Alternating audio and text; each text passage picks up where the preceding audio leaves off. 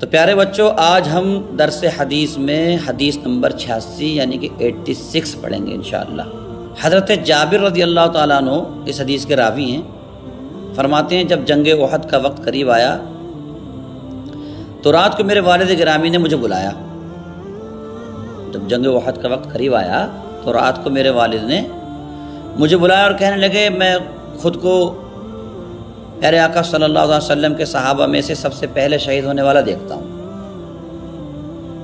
کہ میں خود کو پیارے آقا صلی اللہ علیہ وسلم کے صحابہ میں سے سب سے پہلا شہید ہونے والا دیکھتا ہوں، اور میں تمہیں رسول اللہ صلی اللہ علیہ وسلم کے سوا سب سے زیادہ عزیز سمجھتا ہوں۔ کیا کہا؟ سب سے زیادہ عزیز تو میرے لیے حضور ہیں، اور حضور کے بعد تم ہو۔ سب سے پہلے کون ہے میرے لیے؟ اور حضور کے بعد تم ہو۔ میں تمہیں وصیت کرتا ہوں کہ مجھ پر قرض ہے اسے ادا کرنا، اپنی بہنوں سے اچھا سلوک کرنا، اپنی بہنوں سے اچھا سلوک کرنا۔ حضرت جابر فرماتے ہیں میں نے صبح کو دیکھا وہ سب سے پہلے شہید ہوئے۔ کیا فرماتے ہیں؟ ہم نے صبح کو دیکھا تو وہ سب سے پہلے شہید ہوئے، اور ان کی قبر میں ان کے ساتھ 2 آدمی کو دفن کیا گیا، یعنی دوسرا آدمی ایک اور آپ کے ساتھ دفن کیا گیا، ایک خود ایک دوسرا آدمی، ان کی قبر میں ان کے ساتھ دوسرا آدمی دفن کیا گیا۔ اور مجھ کو پسند نہیں آیا کہ ایسا ہو کہ دوسرا آدمی آپ کے ساتھ دفن کیا جائے، میں انہیں دوسرے آدمی کے ساتھ رکھوں۔ 6 ماہ بعد میں نے انہیں نکالا تو وہ اسی طرح تھے جس طرح میں نے انہیں دفن کیا تھا، سوائے اس کے کہ کان، یعنی آپ کے کان میں کچھ داغ سا تھا۔ کان میں کیا تھا؟ کچھ داغ سا تھا، باقی سارا جسم کیسا تھا؟ سلامت۔ یہ بخاری شریف کی حدیث ہے۔ کون سی حدیث ہے؟ کون سی کتاب میں بھائی؟ ہاں، بخاری شریف میں ہے۔ سمجھ رہے پیارے بچوں؟ حدیث نمبر ہے 1263۔ حدیث نمبر کیا ہے؟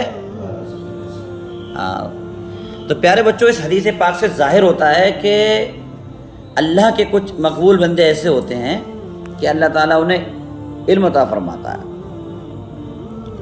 وہ جانتے ہوتے ہیں کہ میرا انتقال کا وقت قریب آنے والا ہے، جیسا کہ صحابی کے فرمان سے ظاہر ہو رہا۔ پھر باقاعدہ وصیت فرمانا کہ اتنا قرض ہے وہ بھی ادا کرنا، اپنی بہنوں سے اچھا سلوک کرنا، یہ سب بتا رہا ہے کہ انہیں اللہ نے علم دیا تھا اس بات کا کہ ان کی موت کا انہیں علم ہو گیا کہ میری موت قریب ہے، آنے والی ہے۔ اچھا پیارے بچوں، پھر صحابی کا یہ فرمانا کہ میں تمہیں سب سے زیادہ عزیز سمجھتا ہوں مگر رسول اللہ صلی اللہ علیہ وسلم کے بعد۔ اپنے بیٹے سے کہہ رہے ہیں میں تمہیں سب سے زیادہ عزیز رکھتا ہوں مگر کس کے بعد؟ حضور کے بعد۔ حضور سب سے پہلے ہیں میرے لیے۔ کیا فرما رہے ہیں؟ سب سے زیادہ عزیز مجھے حضور ہیں، حضور کے بعد تم ہو۔ اس سے معلوم ہوا کہ صحابہ والا عقیدہ اس شخص کا ہوگا جو اپنے بچوں کو اس بات کا درس دے کہ حضور ساری کائنات سے زیادہ محبوب ہیں، اور اسی کا نام ایمان ہے۔ اس کا نام کیا ہے؟ جو لوگ حضور صلی اللہ علیہ وسلم کو عام آدمی کی طرح بتاتے ہیں تو وہ لوگ غلطی پر ہیں۔ وہ لوگ کائے پر ہیں؟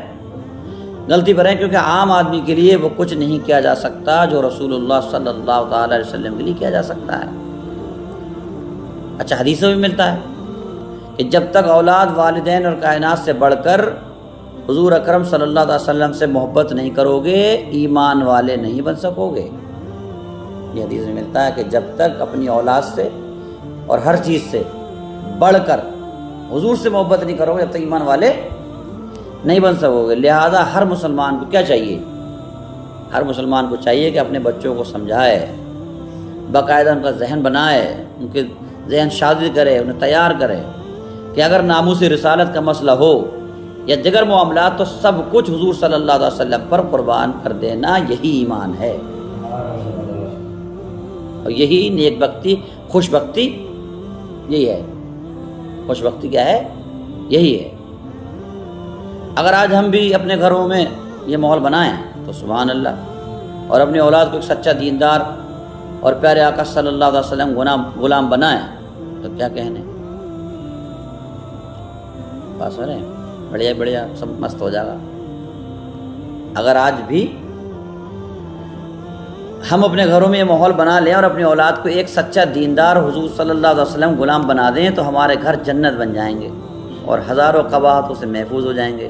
مگر افسوس کہ ہم دین سے دور ہو رہے ہیں، اور بچوں کو مضبوط دیندار بنانے کے لیے ضروری ہے کہ ان کے دلوں میں عشق مصطفیٰ صلی اللہ تعالی علیہ وسلم کو پیدا کر دیا جائے۔ اس کا طریقہ کیا ہے؟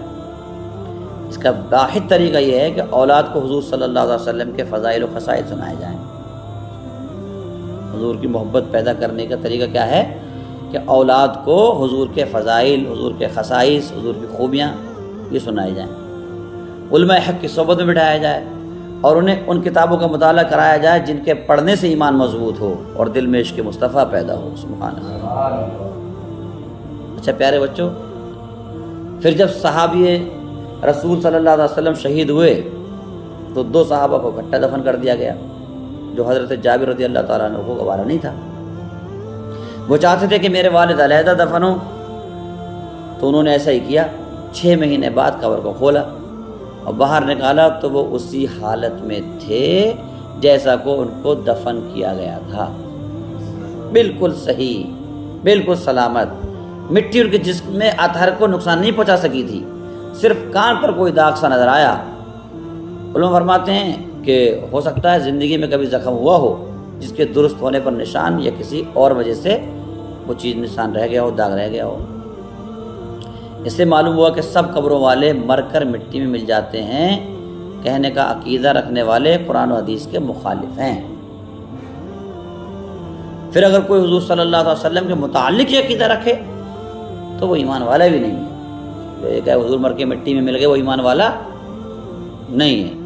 ایمان والا شخص تو وہ ہے جو یہ عقیدہ رکھے کہ ہمارے آقا سرور کون و مکان صلی اللہ علیہ وسلم آج بھی اپنی قبر انور میں صحیح و سلامت تشریف فرما ہیں، موجود ہیں، صحیح سلامت موجود ہیں، اور ان کے ساتھ شیخین بھی جناب صدیق اکبر اور حضرت عمر فاروق اعظم رضی اللہ تعالیٰ عنہما آپ کی خدمت میں حاضر ہیں۔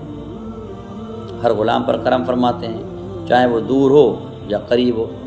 پیارے آقا صلی اللہ علیہ وسلم ہر غلام پر کیا فرماتے ہیں؟